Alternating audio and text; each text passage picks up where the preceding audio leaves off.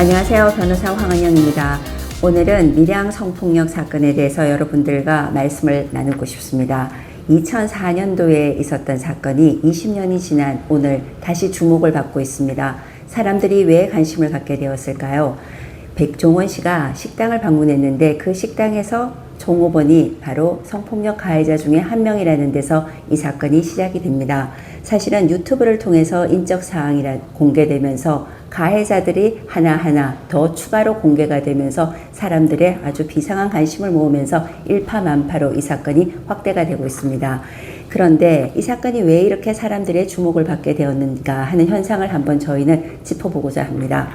2004년도에 고등학생 한 44명이 여중생 한 사람을 1년 이상 성폭행을 하는 사건입니다. 좀 시골이라는 지역적인 특성도 있고 워낙 소규모 사회라는 이런 안면이 있는 사회임에도 불구하고 여중생이라는 나이 어린 소녀를 오빠뻘이 되는 여러 명이서 장기간에 걸쳐서 계속 가학적인 성행위를 했다는 점이 이 사건이 사실은 매우 중요하게 다뤄질 수밖에 없는 사건이었는데도 불구하고 사실은 그 결과라든가 처리 과정에서는 너무나 미흡한 점이 당시에도 논란이 되었던 겁니다. 그런데 결과는 어떻게 되었을까요? 사실은 피해 상황이 아주 큰 성폭력 사건임에도 불구하고 나이 어린 여중생의 의사와는 상관없이 합의가 되었습니다. 합의가 되었다 보니까 그 당시에는 사실 성폭력 사건이 징고죄, 고소가 없으면 합의를 하면 처벌을 받지 않는 이런 사건으로 다루어지던 시기였기도 했고, 그리고 이 학생들이 역시 미성년자, 소년이라는 점에서 다시 선처를 받는 나이상의 뭐랄까요? 좀 유리한 요소도 갖고 있었던 겁니다. 합의가 되고 피해자 쪽에서는 처벌을 원하지 않는다. 형식적으로는 법상으로는 이런 의사가 표현이 되어 있는 거고, 그러다 보니까 가해자들은 합의도 되고 학생이고 나이도 어리고 이러니까 대부분은 사실은 소년 보호 처분, 그리고 또 합의가 된 경우에는 공소권 없음, 이런 불기소 처분을 받은 사건이기도 합니다. 요즘 식으로 보면 아주 말이 안 될 만큼 이렇게 했는데 그 당시 법은 좀 그런 면이 있었습니다.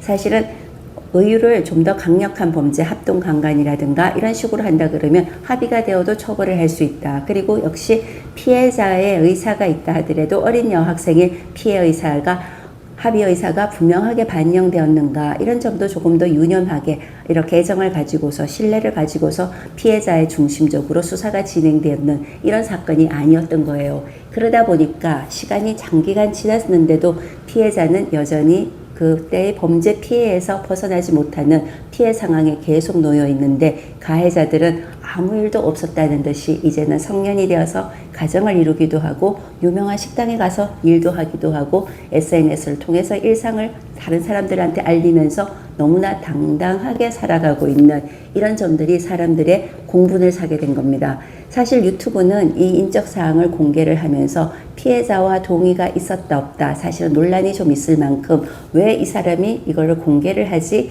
이런 거에 대해서 의문을 받을 만한데도 이런 의혹보다는 오히려 가해자들이 이렇게 20년이 지나서 너무나 아무렇지도 않게 살아가고 있구나, 정말 제대로 처벌받지도 않았는데 어떻게 저럴 수가 있지, 이렇게 보는 거에서 이 사건이 여러 사람들의 관심을 계속 받으면서 확산되는 계기가 된 것 같습니다.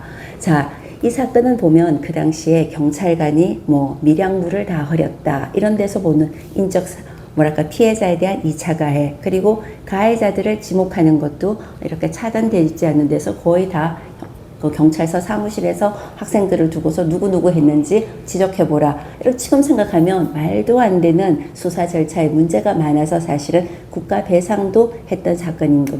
이만큼 피해자한테는 피해 상황도 아주 중대한 범죄였고, 그리고 수사 과정에서도 역시 2차 가해가 국가 배상 책임이 인정될 만큼 그런 사건이었는데, 결국은 지금 가해자들이 너무 멀쩡하게 아무런 법적 제재를 받지 않은 게 아니야, 이렇게 보일 만큼 살아가고 있다는 데서 일반 사람들이 공분하는 겁니다. 사실 유튜버가 이런 인적 사항을 공개했는 거에 대한 논란은 좀 차치하고, 성폭력 피해 사건, 가해 사건이 왜 20년이 지나서까지 사람들의 주목을 받고 있으며 그 사건에 왜 사람들이 공개되었을 때 오히려 댓글을 달고 이 사람 어떻다 하면서 자꾸 말들을 쏟아내게 하는 그 이면에는 우리 사법체계에 대한 어떻게 보면 국민의 눈높이에 맞지 않는 괴리감이 있다는 거에 대해서 조금 한번 돌아볼 사건이 되는 것 같습니다.